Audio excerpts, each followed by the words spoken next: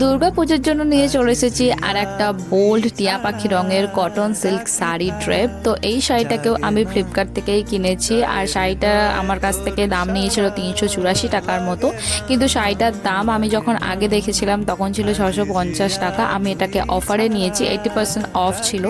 আর শাড়ির কালারটাও যতটা সুন্দর ততটাই কমফোর্টেবল হলো। শাড়ির ফ্যাব্রিকটা দেখতে হয়তো লাগছে একদম পিওর সিল্ক শাড়ির মতো, কিন্তু সিল্ক শাড়ির মতো আপনাকে একদমই আনকমফোর্টেবল ফিল করাবে না, গরম ফিল করাবে না।